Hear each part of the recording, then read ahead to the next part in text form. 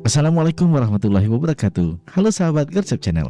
Sebelum kita melangkah ke drama yang semakin memanas di episode selanjutnya, mari kita segarkan ingatan tentang perjalanan Salma yang penuh strategi dalam menghadapi pengkhianatan ini. Kisah bermula dari Salma, seorang istri yang mandiri dan mapan, yang tiba-tiba mendapatkan kabar mengejutkan dari sahabatnya, Yuli. Ya, tentang mobilnya yang dihias layaknya mobil pengantin di rumah mertuanya. Tanpa menunggu lama, Salma bersama anaknya Faiz langsung menyusul ke kampung halaman dan mendapati kenyataan pahit bahwa suaminya Imam telah menikah lagi dengan wanita bernama Arumi. Namun disinilah letak kecerdikan Salma. Saat terpojok Budoma atau ibu mertuanya Salma yang takut kehilangan jatah bulanan dari Salma justru memperkenalkan Arumi sebagai pembantu, bukan menantu. Budama terpaksa merendahkan Arumi demi menjaga aliran dana dari Salma. Karena ia memiliki hutang budi dan finansial pada menantu pertamanya itu, Salma pun memanfaatkan momen ini dengan brilian. Ia memaksa Arumi membongkar dekorasi kamar pengantinnya sendiri dan memperlakukannya layaknya ya pelayan. Di balik pernikahan diam-diam ini, terkuak fakta bahwa Imam dijadikan tumbal oleh keluarganya sendiri. Ia dipaksa menikahi Arumi sebagai pelunas hutang ratusan juta yang sebenarnya digunakan oleh kakaknya, Mbak Nawang, untuk modal usaha sawit ya. Merasa dikhianati oleh keserakahan keluarga suaminya, Salma membalas dengan pura-pura bangkrut dan menghentikan jatah bulanan untuk Bu Doma, membuat mertuanya ini shock dan ketakutan.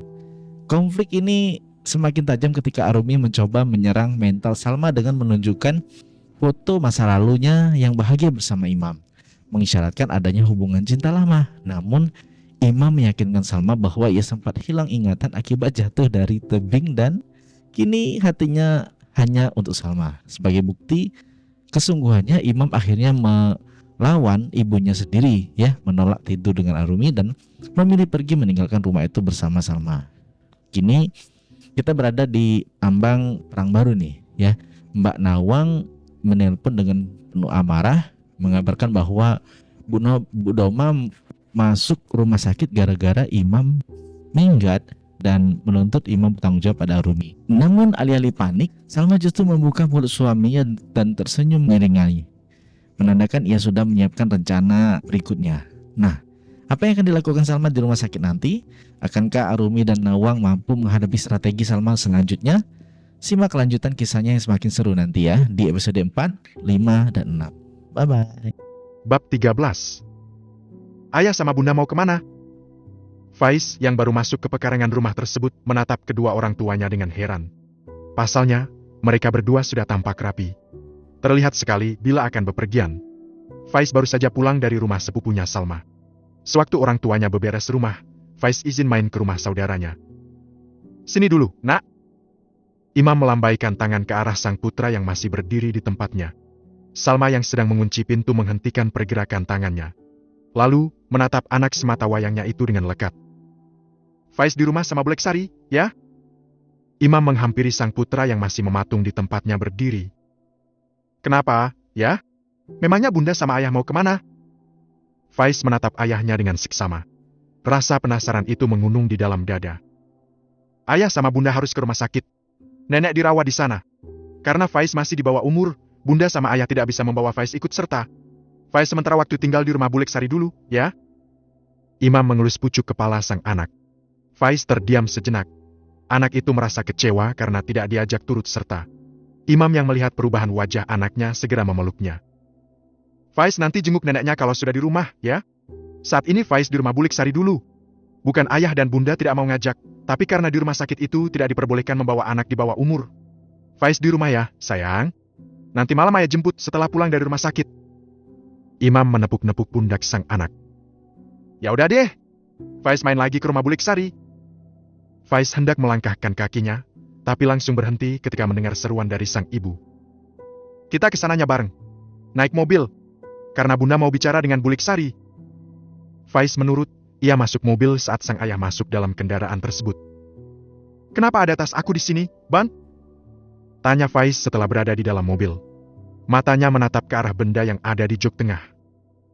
Ya, bunda sengaja membawa tas Faiz. Di dalam sini isinya baju dan semua kebutuhan Faiz selama di rumah Bu Leksari.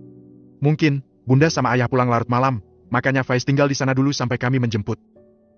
Di dalam mobil, Salma memberikan wejangan kepada bocah laki-laki yang duduk di samping ayahnya. Karena jarak rumah Sari dengan kediaman orang tua Salma tidak terlalu jauh, mobil yang baru berjalan beberapa ratus meter itu kini sudah kembali berhenti, parkir di samping jalan. Imam, Salma, dan Faiz pun turun dari kendaraan roda 4 tersebut. Bersamaan dengan kepulangan bibinya Salma Bisani ibunya Sari. Salma Zo, rupanya, kirain siapa? Kapan datang, Nduk?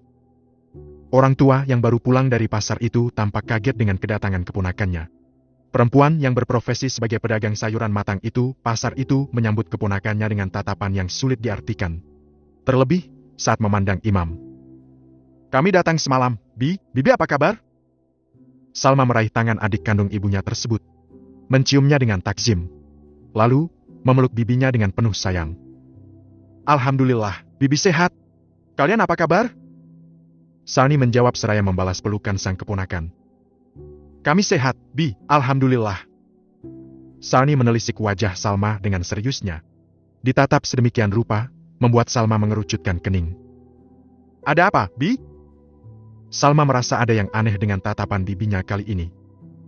Syukurlah kalau kalian baik-baik saja. Sani mencoba untuk tersenyum setelahnya. Salma merasa bibinya sedang menyembunyikan sesuatu. Mauti apa kabar? Faiz yang sejak tadi terdiam ikut menyalami bibi dari ibunya. Salma memang sengaja mengajari Faiz memanggil bibinya dengan sebutan Mbah Uti. Karena bagaimana Sani adalah pengganti orang tua Salma. Alhamdulillah, Mbak Uti sehat, sayang. Sani mengelus rambut Faiz dengan sayang. Anak itu bergeser setelahnya. Kini Imam yang menyalami bibi dari sang istri. Mari kita masuk. Kebetulan ada beberapa hal yang perlu bibi bahas dengan kalian. Bisani mengiring para tamunya untuk masuk ke dalam rumah. Perempuan itu sendiri melipir ke arah samping, hendak menuju belakang. Monggo masuk, Mbak, Mas. Sari membuka pintu dengan wajah sumringah. Perempuan yang mengolah sawah Salma itu menyambut sepupunya dengan ramah. Ini pertemuan keduanya setelah tadi pagi bertemu di jalan, saat Sari menyapu halaman rumahnya. Mereka pun sempat berbincang-bincang sebentar di teras rumah. Seperti komando, Sari berjalan ke arah sofa berwarna coklat yang terdapat di ruang tamunya. Lalu, perempuan yang berbeda 5 tahun dengan Salma itu memiringkan jempolnya tanda mempersilakan sang tamu untuk duduk. Salma mengikuti dari ke belakang dan duduk sesuai dengan instruksi sang tuan rumah. Faiz sendiri sudah kembali bergabung dengan Reza, anaknya Sari yang umurnya 1 tahun di bawahnya. Mereka main kelereng di bawah rindangnya pohon rambutan. Mau minum apa, Mbak, Mas, kopi apa teh manis? Sari menatap keduanya dengan seksama. Salma menggelengkan kepalanya secara kompak dengan sang suami. Tidak perlu repot-repot, Sari. Duduk dulu. Salma menepuk sofa di sisinya. Kami kesini tidak bisa lama-lama. Kami mau ke rumah sakit, ibunya Mas Imam dirawat. Kami ingin menitipkan Faiz sementara waktu di sini boleh? Salma menatap wajah Sari. Boleh banget, Mbak. Malah seneng kalau ada Faiz di sini. Reza jadi tidak akan main ke sawah. Reza bakal anteng di rumah karena ada temannya. Sari menjelaskan dengan antusias. Salma tersenyum saat memandang Imam. Tatapan keduanya saling pandang. Terima kasih sebelumnya, Sari. Terima kasih sudah mau direpotkan oleh kehadiran Faiz. Sejujurnya kami tadi sempat bingung, mau dititipkan siapa Faiz? Karena tidak mungkin kami membawa Faiz ke sana, rumah sakit. Salma menatap sang sepupu yang sedang mengangguk-anggukan kepalanya, tanda mengerti ke arah mana Salma berbicara. Jangan sungkan, Mbak. Jelek-jelek begini, aku ini keluargamu. Adik sepupumu sendiri. Apapun yang kalian butuhkan insya Allah kami siap membantumu, Mbak. Jangan merasa tidak enak untuk meminta bantuan. Justru, aku sangat senang bila bisa membantu Mbak Salma sekeluarga. Ucapan Sari penuh dengan ketulusan. Terima kasih sekali lagi, Sah. Oh iya, ini ada keperluan Faiz di dalam sini. Salma menepuk tas gendong yang ada di sampingnya. Sari mengangguk, paham dengan maksud sang sepupu yang ada di hadapannya. Ini juga ada uang jajan untuk Faiz selama di sini. Salma mengeluarkan uang 5 lembar berwarna merah dari dalam tasnya. Dia 150 untuk Faiz selama kami tinggal nanti, 250 lagi untuk jajan Reza. Uang itu ia serahkan kepada Sari. Ya Allah, banyak banget, Mbak. Padahal, kalau hanya untuk menitipkan Faiz, tidak perlu ngasih uang jajan untuk Reza segala, Mbak. Kami ikhlas menjaga Faiz, Mbak. Sari adalah tipe perempuan yang tidak enakan. Sari, tamunya kok nggak dibuatkan minum? Sani yang baru muncul dari belakang menatap meja tamu yang kosong sebelum akhirnya gabung di ruang tamu tersebut. Gak apa-apa, Bi, kami di sini gak lama, kok. Kami harus segera ke rumah sakit. Ibu sedang dirawat di sana, Bi. Salma menjelaskan. Oh gitu. Ibumu sakit apa, Mam? Sani memfokuskan penglihatannya ke arah laki-laki berkemeja merun tersebut. Darah tinggi ibu kambuh lagi, Bi. Imam menjelaskan berdasarkan informasi dari Nawang. Bi, aku ke belakang dulu, ya. Mau numpang pipis. Salma yang sudah tak sabar setengah berlari meninggalkan ruang tamu tersebut. Oh iya, Sari juga mau ke belakang. Menyimpan tasnya Faiz ke kamar anak-anak. Dengan menjinjing tas, Sari berjalan ke arah belakang. Hening sejenak menguasai mereka berdua, Sani dan Imam. Sani terlihat menghela nafas dengan berat. Imam, apa benar yang Bibi dengar? Imam mengerutkan kening, tak paham dengan apa yang dipertanyakan oleh Bibi sang istri. Laki-laki itu berusaha menebak apa yang dimaksud oleh bibiknya. Bibi mendengar kalau kamu menikah lagi? Berita itu sampai di telinga Bibi. Apa itu benar? Imam terhenyak mendengar pertanyaan Sani. Dia terdiam. Bibi dengar dari mana? Imam merasa heran bagaimana bisa wanita yang menjadi pengantin ibu bagi istrinya itu mengetahui hal ini. Padahal, ia sangat yakin Salma sendiri tak membeberkan hal ini kepada siapapun. Ada yang memberitahu. Bibi hanya ingin tahu apa berita itu benar. Sani terus menatap Imam dengan tajam. Amarah itu terlihat jelas dari wajah wanita yang setiap paginya dihabiskan di pasar. Imam mengangguk. Itu benar, Bi. Kenapa kamu melakukan itu? Layaknya seorang mertua, Sani sangat mueja mendengar pengakuan Imam. Mukanya memerah, tatapannya tajam, tidak bersahabat sama sekali. Salma memang bukan anak kandung saya. Tapi dia menjadi tanggung jawab saya saat ini. Ibunya telah menitipkannya kepada saya. Saya tidak tahu lagi bagaimana cara mempertanggungjawabkan ini semua kepada ibunya. Kalau memang kamu sudah tidak mencintai keponakan saya, kembalikan dia ke kami. Jangan disakiti apalagi dikhianati. Kalau memang sudah dibutuhkan lagi mendingan ceraikan dia daripada diduakan begini. Jujur, Bibi sakit hati mendengar kamu menikah lagi dengan perempuan dari kampung Mekaran itu. Imam tertunduk, dia merasa bersalah karena sudah menikah lagi. Apa kurangnya Salma sampai kamu tega mengkhianatinya? Salma yang anaknya orang berada bisa menerima kamu apa adanya. Apa kamu lupa itu? Sani terus mencecar laki-laki di hadapannya itu. Imam menggelengkan kepalanya. Saya ingatkan sekali lagi kalau kamu amnesia. Salma adalah gadis yang dari lahir terbiasa difasilitasi kemudahan oleh orang tuanya, tapi kamu datang melamarnya hanya dengan modal dengkul. Hebatnya Salma bisa menerima kamu apa adanya tanpa melihat status kalian yang sangat jauh berbeda. Tidak hanya Salma, orang tuanya juga bisa menerima kamu dengan tangan terbuka. Salma adalah anak yang terbiasa dibekali uang oleh orang tuanya, tapi tidak mengeluh saat kamu memberikan nafkah yang pas-pasan. Dia anak orang kaya, tapi mau menikah dengan laki-laki yang hanya bisa memberikan mahar ala kadarnya.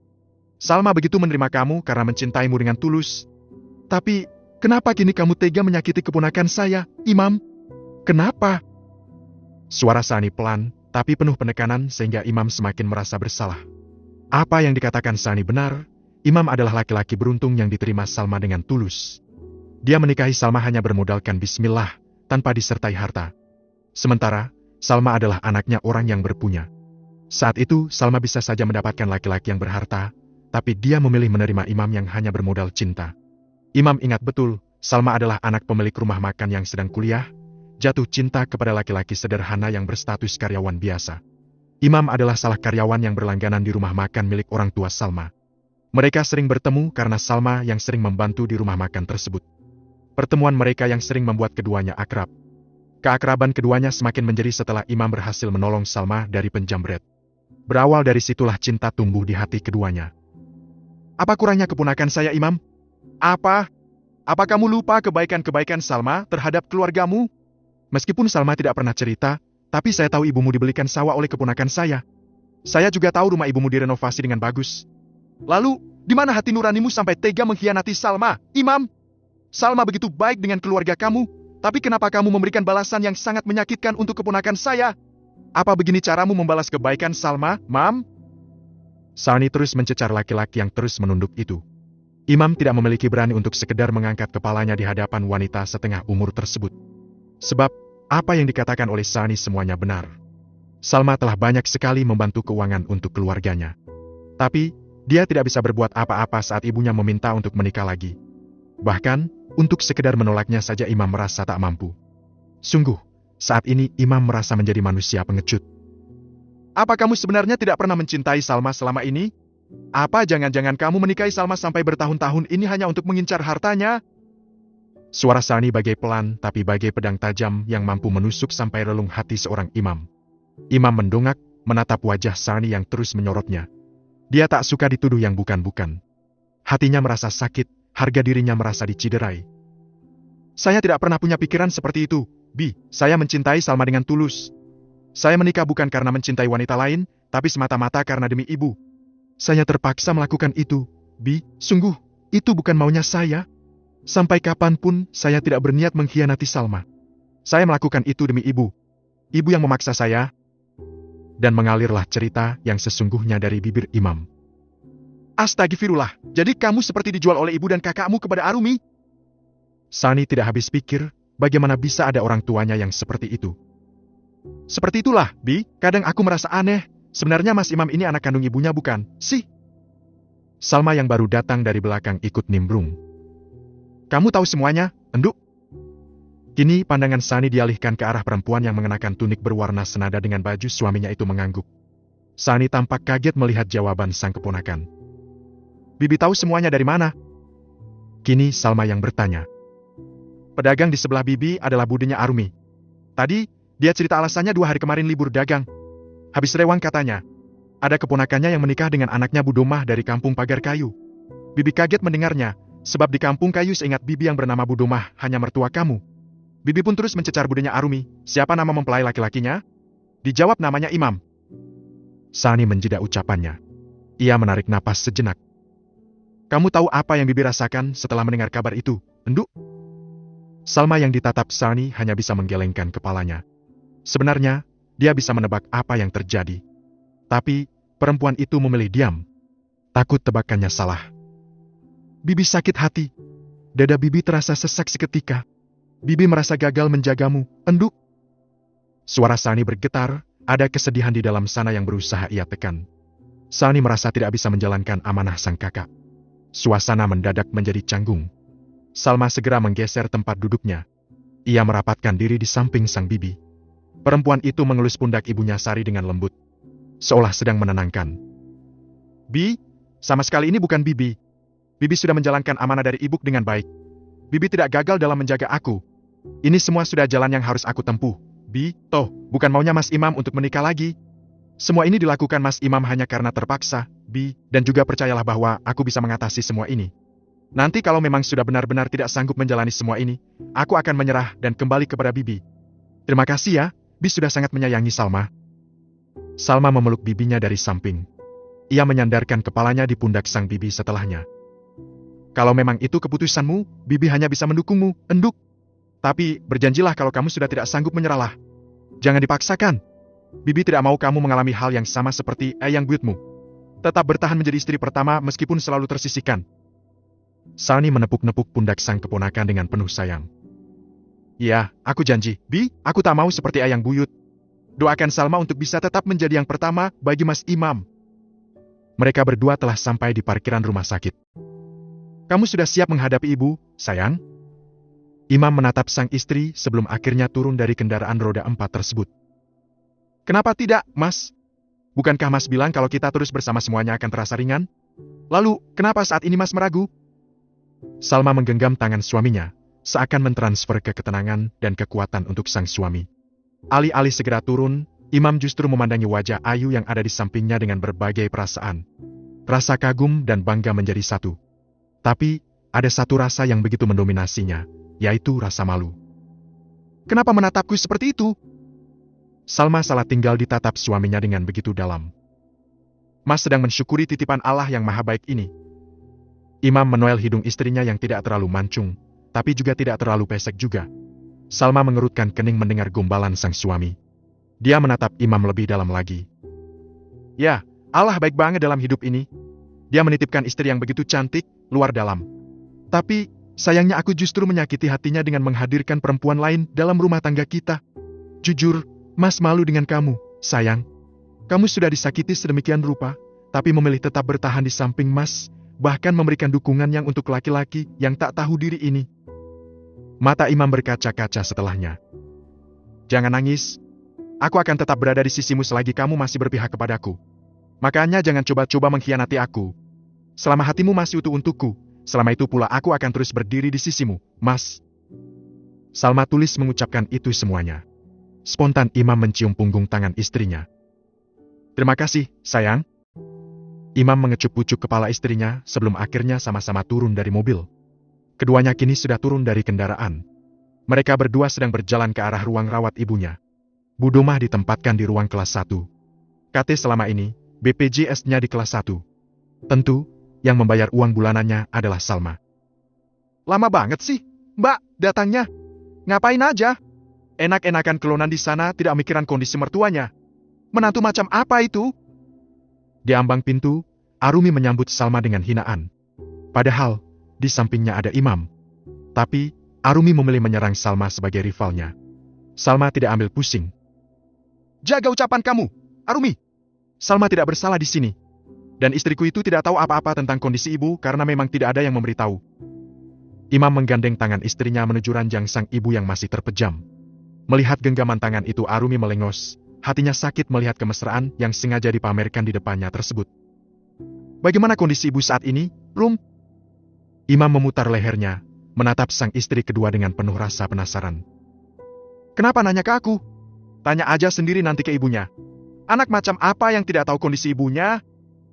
Arumi membuang muka ke arah luar jendela rumah sakit. Perempuan itu benar-benar marah karena kembali ditinggalkan Imam. Akhirnya tidak hanya gagal menjalankan malam pertama, tapi juga harus mengurus mertuanya yang sempat drop. Imam hendak bersuara, tapi segera disenggol oleh Salma. Istri pertama itu sangat berharap Imam tidak akan melayani madunya. Suasana mendadak hening.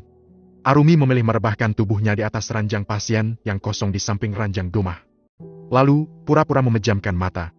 Derit ranjang yang goyang akibat tubuh Arumi itu membangunkan Domah. Orang tua itu membuka matanya, lalu menatap tajam ke arah sang anak. Ngapain kamu kesini? Tanya Domah saat bertemu pandang dengan sang putra. Pertanyaan Domah yang ketus membuat Imam merasa bersalah. Imam mencoba meraih tangan ibunya, tapi segera ditepis oleh Domah. Imam merasa ibunya benar-benar marah. Hatinya menciut seketika. Terlebih, ketika melihat Domah membuang muka ke arah lain. Bu, maafkan Imam. Maafkan Imam yang telah menyakiti hati ibu. Maafkan Imam yang telah meninggalkan ibu. Imam yang duduk di samping ranjang ibu memijit-mijit kaki ibunya. Tapi, lagi-lagi disingkirkan tangannya tersebut. Melihat suaminya mendapatkan penolak berkali-kali dari ibunya membuat Salma merasa kasihan. Demi menenangkan sang suami, Salma mendekati Imam. Lalu, mengelus-elus pundak sang suami. Seolah sedang mentransfer stok kesabaran. Domah masih bergeming di posisinya yang menghadap tembok. Kalau kamu tidak ada kepentingan lagi mendingan keluar. Aku tidak mau bertemu dengan anak durhaka seperti kamu. Suara Bu Domah meskipun lemah, tapi mampu menusuk hati sang anak hingga berdarah-darah. Tanpa menoleh perempuan itu mengutuk anaknya. Salma menutup mulutnya mendengar sang mertua menyematkan gelar anak durhaka kepada suaminya. Perempuan itu tak menyangka Domah begitu entengnya mengeluarkan statement durhaka untuk Imam. Sedang, Imam sendiri merasa sangat bersalah hingga dirinya diberikan stempel anak durhaka dari ibunya. Bu, maafkan Imam. Imam benar-benar minta maaf telah menyakiti hati ibu. Imam menjatuhkan kepalanya di samping pundak sang ibu. Tapi, Domah tetap bergeming. Dadanya naik turun. Masih tak ada sautan dari Domah. Imam terseduh-seduh di samping ibunya. Hak yang paling ditakutkan pun terjadi, Domah melabelinya anak durhaka. Sungguh, itu predikat yang paling ditakutkan. Dan kini ibunya benar-benar menyandangkan gelar tersebut untuknya. Apa yang harus Imam lakukan untuk bisa mendapatkan maaf dari ibu? Imam yang sudah kehabisan akal dan frustasi dengan sikap diamnya sang ibu, akhirnya mengajukan pertanyaan tersebut karena tidak tahu lagi harus bagaimana. Mendengar pertanyaan dari Imam, Bu Domah menatap sang anak. Ibu akan memaafkan kamu, tapi dengan syarat ceraikan Salma saat ini. Bisa? Pertanyaan Domah disambut senyum manis dari bibir Arumi yang pura-pura tidur di ranjang sebelah. Suasana di kamar tersebut dadak tegang. Imam tersentak kaget mendengar pertanyaan sang ibu. Dia sesekali menoleh ke arah sang istri. Salma sendiri terdiam, menunggu jawaban apa yang akan diberikan oleh sang suami. Akankah Imam menceraikan saat ini demi baktinya pada sang ibu? Keputusan Domah. Bab 14. Bu, Apa tidak ada syarat lainnya? Imam tidak bisa melakukan itu. Suara Imam melemah di sela isak tangisnya. Dia berusaha menyampaikan isi hatinya. Bu Domah bergeming. Tanda dia tidak mau menanggapi ucapan anak lanangnya. Tidak ada yang lainnya. Itu sudah keputusan ibu. Pilihan ada di tanganmu. Domah menoleh sekilas ke arah Imam lalu kembali melengos ke arah lain. Imam tidak putus asa.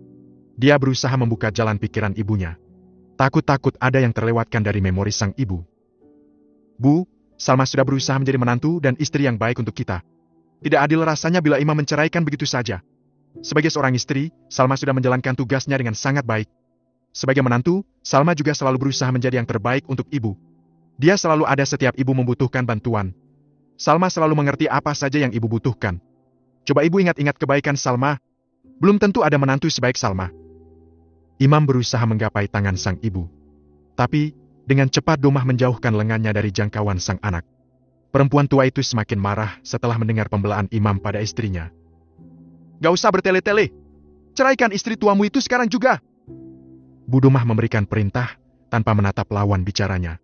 Hatinya benar-benar dongkol mendengar kebaikan-kebaikan Salma disebut. Salma hanya bisa terdiam dan menekan kuat-kuat emosinya. Perempuan itu memilih tidak ikut campur urusan ibu dan anak di depannya. Ia memilih menjadi penonton dan sesekali menenangkan sang suami. Salma sengaja tidak mau ikut nimbrung karena dia ingin melihat seberapa besar Imam membelanya. Salma juga ingin tahu sejauh mana Imam berusaha ada di pihaknya. Beruntungnya, ruangan kelas 1 ini hanya ada 2 pasien.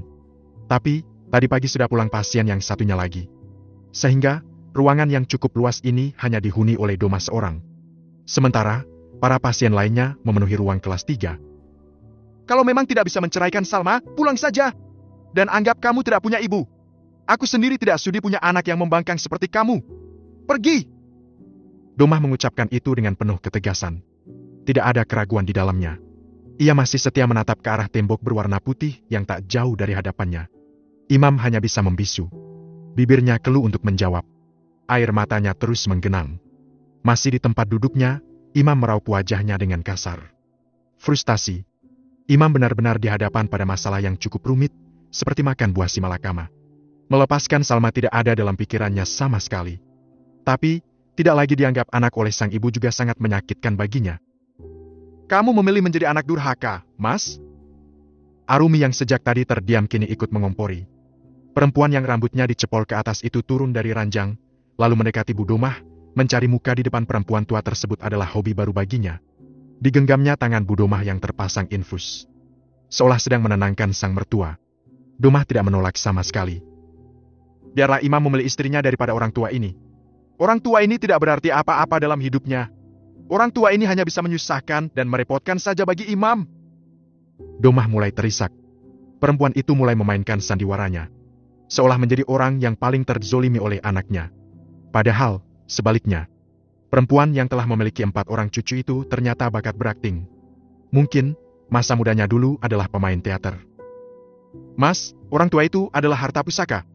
Bersyukur kamu masih memilikinya. Jangan sia-siakan selama masih ada. Apalagi menyakitinya. Aku aja menyesal loh, Mas. Kenapa dulu di detik-detik terakhir Mama, aku tidak ada di sisinya?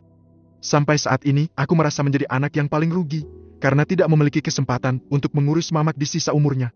Padahal, dulu, Mamak hanya ingin aku ada di dekatku. Mamak melarang aku pergi-pergi lagi. Tapi, aku memilih melanglang buana untuk mencari uang. Arumi mengambil peran, ia menatap wajah Domah dengan sedih, seolah sedang menyesali perbuatannya di masa lalu.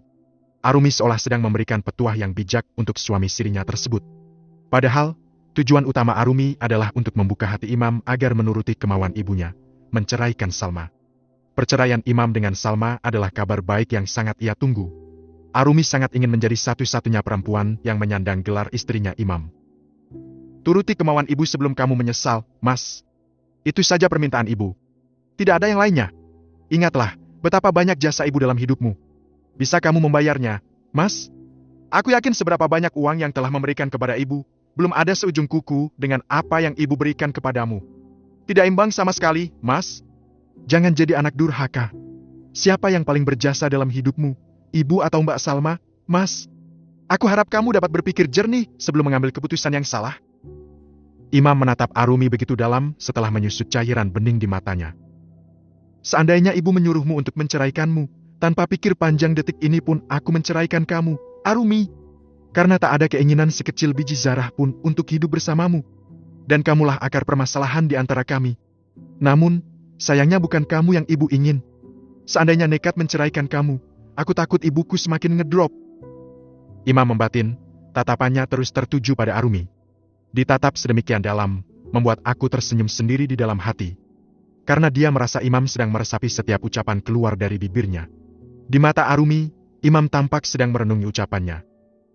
Ah, satu lagi, Mas, kamu pernah dengar mantan ibu? Enggak kan? Karena sampai kapanpun ibu tidak ada bekasnya, sedangkan istri ada bekasnya. Artinya, sejelek-jeleknya hubungan Mas Imam dengan ibu itu tidak akan pernah terputus ikatan yang ada. Darah lebih kental dari air. Ikatan kalian jelas tetap ibu dan anak. Berbeda hubungan Mas Imam dengan Mbak Salma. Sebagus-bagusnya hubungan kalian saat ini, kalau misalnya ada masalah dan bercerai kalian bukan lagi siapa-siapa. Dan kembalinya pasti ke ibu-ibu juga. Jadi, sebelum menyesal di kemudian hari, sebaiknya pikiran baik-baik, Mas. Menceraikan Mbak Salma kamu tidak akan mendapatkan predikat buruk di mata dunia, Mas.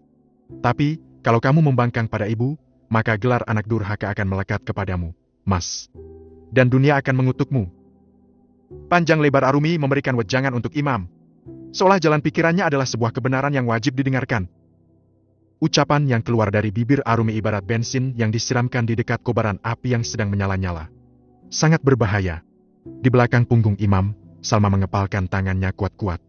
Seandainya tidak ada hukuman mati. Kekerasan, Salma ingin sekali memberikan bogem mentah tepat mengenai wajah sang madu yang sok kecantikan itu. Namun, itu semua tidak akan dilakukan. Karena selain membuat gaduh, Salma ingin membalas perbuatan Arumi dengan cara yang lebih cantik. Demi menekan emosi yang meletup-letup di dalam dada, Salma menarik napas dalam-dalam setiap mendengar ucapan Salma yang sangat menyakitkan hati itu. Mati-matian perempuan itu menekan emosinya kuat-kuat. Sungguh, ingin rasanya ia menjawab ucapan Arumi yang tidak memiliki saringan itu. Tapi, Salma memilih diam. Bukan saat ini ia harus bertindak. Selain itu, Salma ingin melihat bagaimana Imam memperjuangkannya. Dengarkan semua apa yang dikatakan oleh Arumi, Imam. Istri mudamu benar. Tapi, sayangnya kamu tidak bisa melihat kebenaran itu, Imam. Kamu lebih mementingkan diri sendiri daripada orang tua. Pergi dari sini sekarang juga, bawa istri tuamu itu. Tapi, jangan pernah menyesal kalau ada apa-apa dengan aku. Domah berbicara tanpa menatap lawannya. Matanya betah sekali menatap tembok kosong. Entah apa yang ada di sana. Bu, jangan seperti ini. Jangan membuat aku merasa menjadi orang yang paling bodoh sedunia, Bu. Sungguh, Ibu memberikan pilihan yang sangat sulit. Imam tidak bisa berpisah dari Salma, tapi Imam juga tidak mau dikatakan anak durhaka. Bu, tolong jangan mempersulit soa yang seharusnya mudah, Bu. Imam mengacak-acak rambutnya yang menang sudah terlihat kusut. Dia benar-benar tidak tahu bagaimana lagi menghadapi ibunya yang sangat keras kepala ini. Salma hanya bisa mengusap-usap punggung suaminya, memberikan kekuatan sekaligus menenangkannya. Pergi saja kamu dari sini, Mam. Aku tak mau mendengar dan melihat kalian. Kali ini suara Bu Domah meninggi, dadanya naik turun menahan emosi. Jari telunjuknya pun mengacung ke arah pintu. Imam yang merasa perlu menenangkan diri pun beranjak dari tempat duduknya. Dia berniat keluar dari ruangan ini bersama istrinya. Yakin Bibi mau mengusir Imam dan Salma? Aku pastikan akan ada yang menyesal di kemudian hari. Tapi, bukan Imam yang akan menyesal, melainkan Bibi. Suara perempuan yang berumur 40 tahun itu mengejutkan semua orang. Serempak, semua orang memandang ke arah sumber suara. Dari arah pintu, munculnya seorang ibu 3 orang anak Dewi sepupunya Imam. Tampak jelas Rau tidak suka dari Domah. Kedatangan Dewi sungguh membuatnya tak nyaman. Sebab, di mata Domah, Dewi terkenal ceplas-ceplos orangnya. Tak jarang dia sering membuat Domah sakit hati. Dewi berjalan dengan santai menuju arah ranjang. Dia melemparkan senyuman ke arah Imam dan Salma yang pada saat ini berdiri mematung di tempatnya. Jangan pergi, Mam, Salma. Tetaplah di sini. Karena kalian tidak perlu mendengarkan omongan ibu kalian ini. Ucapan Dewi disambut tatapan tajam dari Domah. Gak usah melotot gitu, Bi. Nanti biji matanya keluar dari kelopaknya baru tahu rasa. Tanpa senyuman, Dewi mengatakan itu. Tangannya sibuk meletakkan oleh-oleh di atas nakas yang terdapat di sisi ranjang Domah. Imam dan Salma mengulum senyum mendengar candaan dari sepupunya tersebut. Dewi membalikkan badan, menatap Domah yang kini tengah cemberut. Bibi apa kabar? Kenapa habis mantu malam masuk rumah sakit? Mukanya sudah tua, sudah tidak enak dipandang, jangan lagi dibuat manyun seperti itu. Tambahnya Peti. Dewi menatap bibinya dengan seulas senyum tipis. Ngapain kamu datang ke sini kalau hanya mau menghina aku? Tanya Domah dengan nada sengit. Melihat wajah Dewi, Domah teringat kakaknya sudah meninggal 3 tahun lalu. Dia persis seperti Dewi, ceplas-ceplos. Sifat ibunya menurun persis ke Dewi. Kesini karena mau menjenguk Bibi lah, masak mau shopping. Aku tahu Bibi masuk rumah sakit dari Bu Usman. Tadi kami bertemu di warungnya Bu Ratih. Dia bilang, semalam suaminya habis nganterin Bibi ke sini. Sejujurnya, kalau bukan karena masih saudara dekat banget, aku juga malas menjenguk Bibi. Habisnya Bibi itu orangnya sombong dan suka seenak udelnya sendiri. Jawaban Dewi sukses membuat perempuan yang tergolek di atas ranjang pasien itu menatapnya nyalang. Melihat ekspresi adik ibunya, Dewi justru tersenyum puas. Gitu aja marah, Bi? Kenyataan bukan, kalau Bibi itu orangnya suka berbuat semaunya sendiri. Jadi, gak usah merasa tersinggung. Buktinya, sudah punya menantu yang baiknya luar biasa masih suruh menikah lagi anaknya. Lucu bukan? Bagaimana kalau di Kalimantan sana, suami Nawang tiba-tiba suruh menikah lagi oleh orang tuanya? Bagaimana perasaan Bibi? Dewi terus menelisik wajah bibinya. Semua orang terdiam. Dewi di sini yang menguasai panggung. Itu tidak akan pernah terjadi. Nawang sudah memberikan yang terbaik untuk suaminya. Jawaban Domah begitu yakin. Jangan terlalu percaya diri, Bi, karena kita tidak tahu apa yang akan terjadi ke depannya.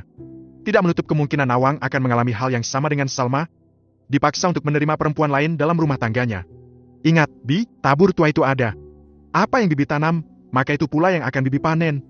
Di mata kami, Salma juga sudah berusaha menjadi menantu yang baik, tapi Bibi tetap saja menganggapnya gak baik. Bahkan, mencarikan adik madu untuknya. Bibi hati-hati saja kalau tiba-tiba dapat kabar dari Nawang yang tidak mengenakan. Dewi terdiam. Dewi tahu, tidak seharusnya ia mengatakan kemungkinan buruk seperti ini di depan bibinya yang sedang sakit.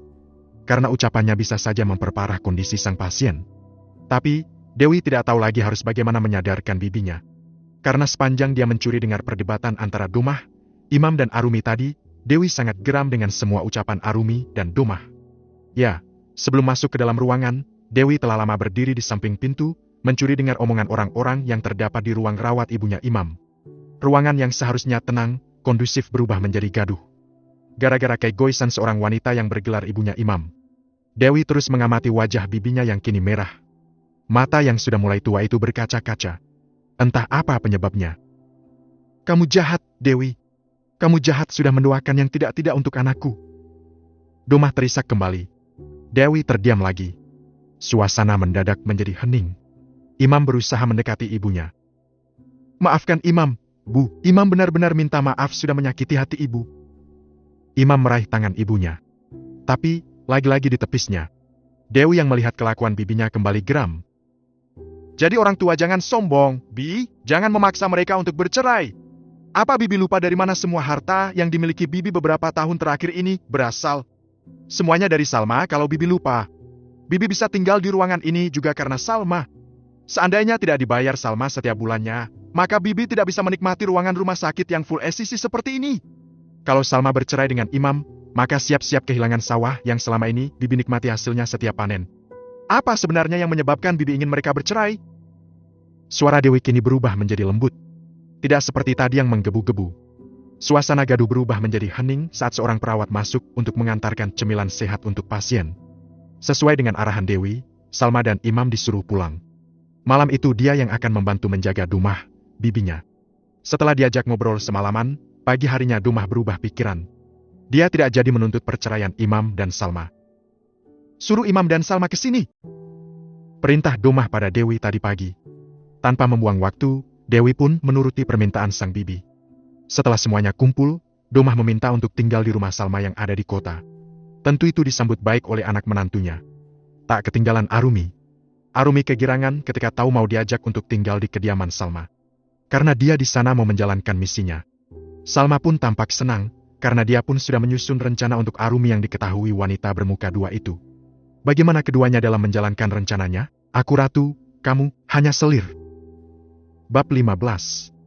Kendaraan roda 4 milik Salma yang dikemudi Imam membelah jalanan menuju kota, tempat tinggal mereka selama ini. Kali ini, membawa serta Domah yang selama ini tidak pernah mau diajaknya tinggal satu rumah dengan mereka. Ya, Domah selama ini memilih menetap di kampung halaman meskipun hidup sendiri. Entah karena apa. Padahal, sudah puluhan kali Salma membujuk mertuanya untuk ikut dengan mereka. Imam sesekali menatap ke spion tengah guna melihat keadaan ibunya yang sedang terlelap di jok tengah. Sementara, Arumi sesekali mencuri pandang ke arah Imam yang tak pernah sekalipun mempedulikannya. Faiz terlelap di jok belakang. Anak itu memilih merebahkan diri di sana. Salma duduk di samping Imam, tangannya sibuk mengirimkan pesan untuk sang asisten rumah tangga yang selama ini membantunya. "Mbok Yem, saat ini kami sedang dalam perjalanan pulang. Tapi, saya mohon Mbok Yem segera meninggalkan rumah sebelum kami sampai." Demi menjalankan rencananya, Salma mengirimkan pesan tersebut kepada wanita yang selama ini dipanggilnya Simbok. "Kenapa begitu, Bu? Ibu memecat Simbok? Salah Simbok apa, Bu? Kenapa ibu tiba-tiba memecat Simbok?" Dengan cepat perempuan itu menjawab. Meskipun dipanggil Simbok, tapi wanita yang telah menganggap Faiz sebagai cucunya itu tidak gaptek-gaptek amat.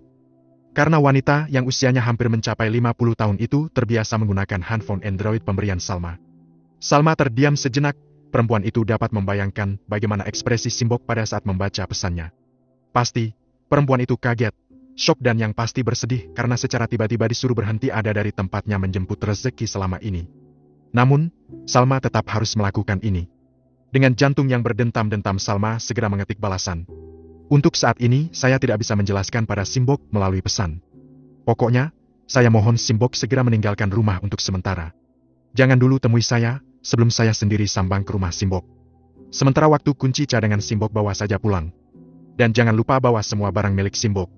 Jangan ada yang tertinggal." "Kenapa jadi begini, Bu?" Padahal, Simbok berharap masih bisa bekerja dengan ibu lebih lama lagi. Karena ibu tahu sendiri Simbok sudah tidak punya suami lagi, tidak ada yang mencarikan nafkah. Tapi, mau bagaimana lagi, kalau memang ini yang ibu inginkan, Simbok bisa apa? Hati Salma kembali terenyuh membaca balasan perempuan bertubuh besar itu. Salma membiarkan pesan dari Simbok tanpa membalasnya. Karena saat ini wanita itu belum menemukan jawabannya yang tepat diberikan untuk Simbok. Biar bagaimanapun Simbok adalah tulang punggung keluarganya. Suaminya sudah lama meninggal dunia. Kedua anaknya sudah punya kehidupan masing-masing. Dan Mbok Yem masih harus menafkahi cucunya yang kini yatim, anak laki-laki yang pertama Mbok Yem telah tiada. Dan ibunya sudah menikah lagi. Anaknya diserahkan kepada Mbok Yem begitu saja. Sementara, kehidupan ekonomi kedua anaknya yang lain ekonominya tidak jauh lebih baik dari ibunya, sehingga mereka pun tidak bisa membantu meringankan beban ibunya. Selama ini, cucunya tinggal sama anaknya Mbok Yem yang bungsu. Memberhentikan Simbok sama dengan memutus rezeki untuk keluarga itu. Meskipun sebenarnya rezeki itu datangnya dari Allah. Tapi, selama ini Simbok selalu mendapatkan upah dari Salma. Salma diam sejenak. Otaknya sedang berpikir keras mencari jalan keluar dari masalah Simbok ini. Tatapan wanita itu tertuju pada jendela mobil. Pikirannya melayang jauh ke sana kemari. "Ada apa?" Imam yang sedang ada di sampingnya menoleh ke arah sang istri yang tampak termenung. Salma menoleh sekilas ke arah suaminya, hanya menggelengkan kepalanya. Dan kembali membuang pandangannya ke arah luar. Melihat kegundahan di wajah sang istri, sesekali Imam menggenggam tangan Salma. Berusaha untuk memberikan ketenangan pada wanitanya.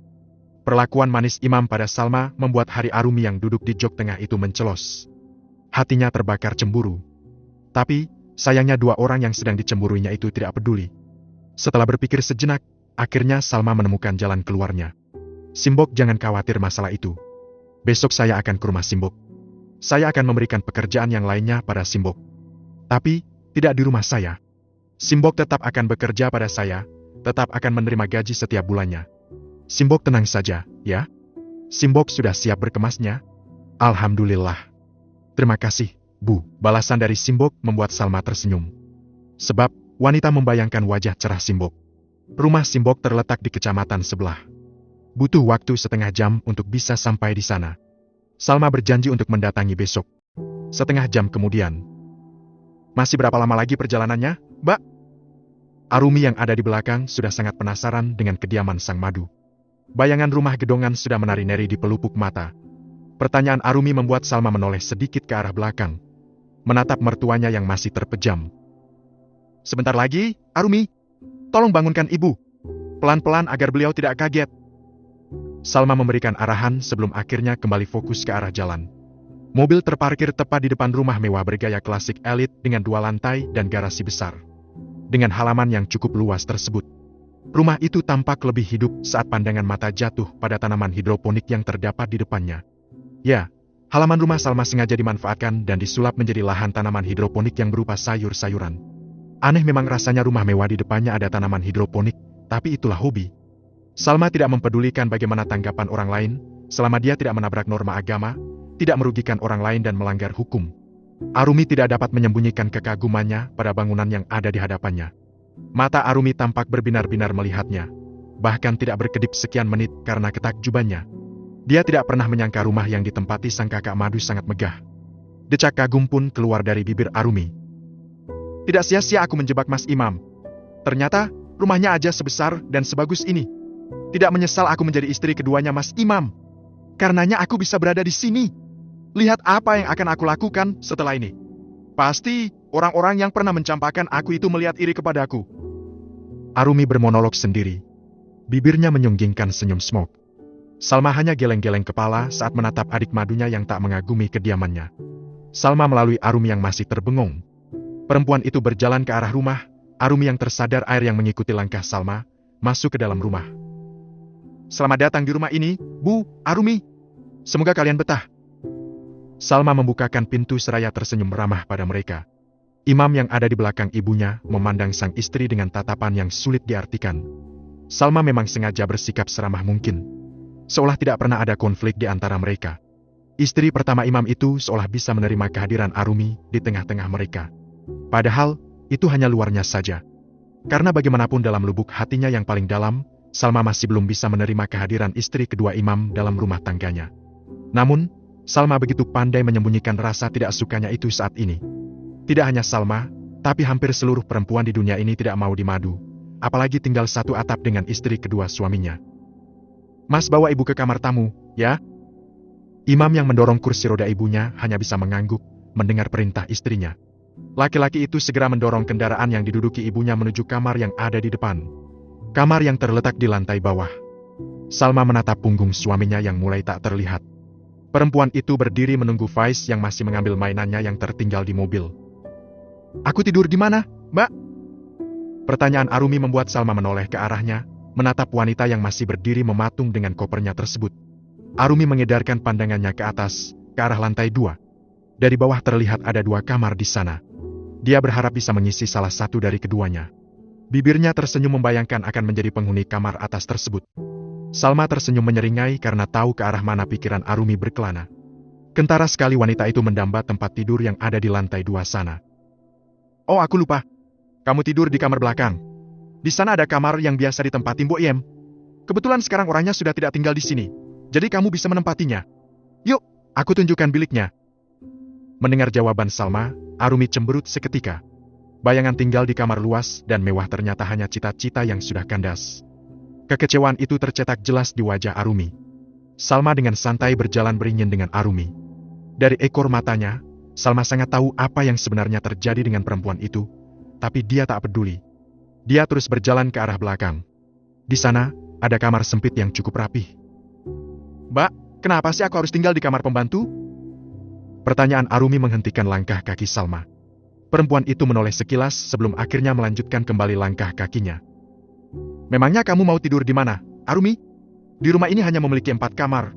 Di lantai 2 sudah penuh. Sebelah kanan ditempati kami berdua, di sebelah kiri dihuni Faiz. Di kamar tamu, sudah ada ibu. Hanya kamar di belakang yang masih kosong. Kamu tidak memiliki pilihan lain, Arumi. Salma menjawab sembari terus berjalan. Enak saja mau menawar. Memangnya kamu siapa? Dalam hati Salma mengumpat.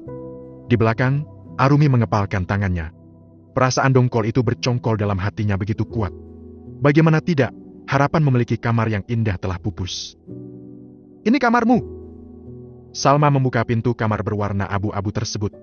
Arumi membelalakan matanya saat melihat kondisi ruangan tersebut. Tidak seburuk yang kamu bayangkan. Meskipun sempit, kamar ini tampak sangat rapi. Karena pembantu saya yang dulu orangnya sangat rajin. Tapi, sayang aku sudah tidak bisa lagi memperkerjakannya di sini. Kenapa begitu, Mbak? Bukankah kalian memiliki 2 rumah makan yang cukup ramai? Tanya Arumi penasaran. Ya, setahu Arumi suaminya memiliki usaha rumah makan yang cukup ramai di kota ini. Dia tahu semua itu dari Domah. Perempuan itu belum mendengar cerita karangan Salma yang disampaikan kepada Domah pada waktu itu. Rumah makannya ada yang bangkrut. Lagi, Salma memilih menggunakan bahasa yang ambigu. Rumah makan siapa? Gak tahu. Perempuan yang memiliki hobi tanaman itu tidak jujur rumah makan siapa yang sedang bangkrut. Siapapun lawan bicaranya, terutama yang tidak jeli akan percaya kalau itu beneran rumah makan milik mereka yang sedang mengalami pailit. Termasuk Arumi, dia sangat percaya kalau salah satu bisnis suaminya sedang mengalami kebangkrutan. Arumi menggigit bibir bawahnya. Harapannya untuk bisa shopping sesuka hati setelah pindah ke sini pudar seketika. Angan-angannya terlalu tinggi, sehingga dia merasakan sakit saat tidak tercapai maksudnya. Jadi, kami harus benar-benar mengencangkan ikat pinggang mulai saat ini. Kami tidak bisa lagi seperti dulu Yam, kalau mau apa-apa tinggal beli. Kini, kami harus mikir-mikir dulu, menyesuaikan dengan keuangan yang ada. Mana cicilan kami banyak banget. Salma sengaja menekan setiap kata-katanya, agar Arumi mengerti. Arumi terdiam, tapi tampak jelas kekecewaannya. Aneh memang, dia siapa yang tiba-tiba merasa resah mendengar berita kebangkrutan itu. Arumi, karena keadaan kami yang tidak lagi sama dengan yang dulu, mohon kerjasamanya, ya. Kita bagi tugas, aku mengurus segala sesuatunya di luar rumah. Dan kamu mulai besok, menggantikan peran Boyem. Membersihkan dan membereskan semua pekerjaan rumah ini. Kamu mau kan? Salma menatap wajah adik madunya yang tampak memerah. Mbak, aku ini istrinya Mas Imam, ya. Bukan pembantumu. Arumi menolaknya seketika. Dia mendongak, menantang Salma. Salma tersenyum tipis mendengarnya. Dia menatap lekat-lekat wajah di hadapannya. Tangannya pun terulur untuk menyentuh pundak Arumi. Terus kalau istrinya Mas Imam kenapa? Mau meminta hak yang sama dengan aku? Tidak bisa, Nona. Kedudukan kita mungkin sama di mata hukum agama, lalu kenyataan kita berbeda jauh. Di sini, aku ratu, kamu hanya selir yang tidak diinginkan. Termasuk suami sirimu itu. Jadi, harap sadar diri. Suara Salma tenang, pelan tapi penuh penekanan. Arumi terlihat syok mendengar ucapan Salma. Salma sendiri tersenyum bahagia karena telah berhasil memainkan perasaan sang madu.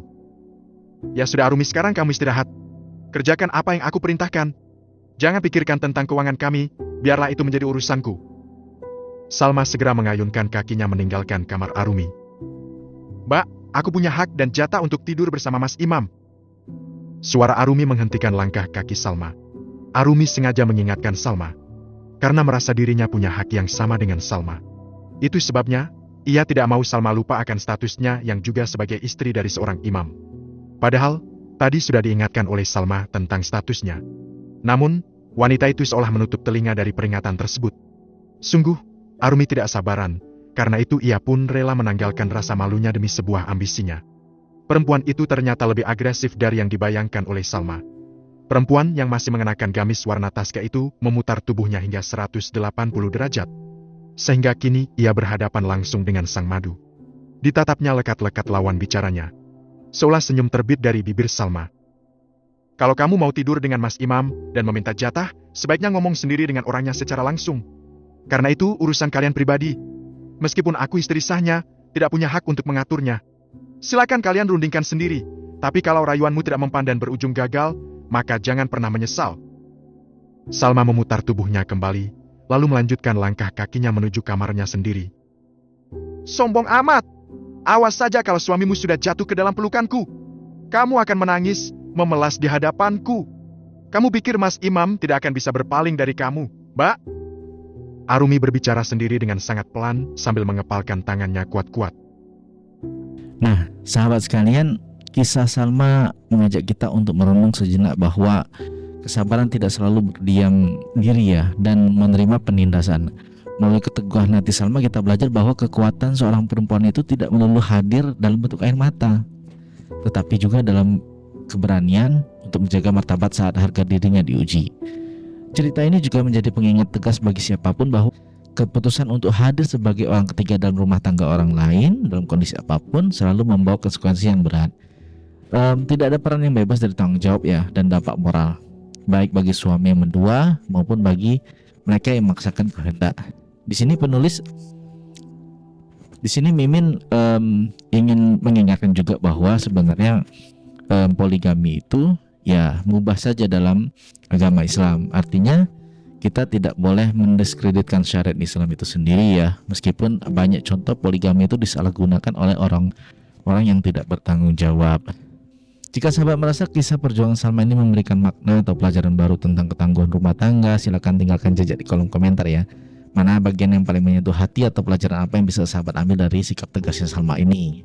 Dan jangan lupa juga terus dukung channel ini dengan cara like, share, dan subscribe agar Mimin bisa terus menghadirkan kisah-kisah yang bukan hanya menghibur tapi juga bernilai hikmah bagi kehidupan kita. Nantikan kelanjutan strategi Salma dalam menghadapi badai rumah tangganya di episode berikutnya. Karena tidak semua luka selesai dalam satu cerita. Sampai jumpa, bye bye.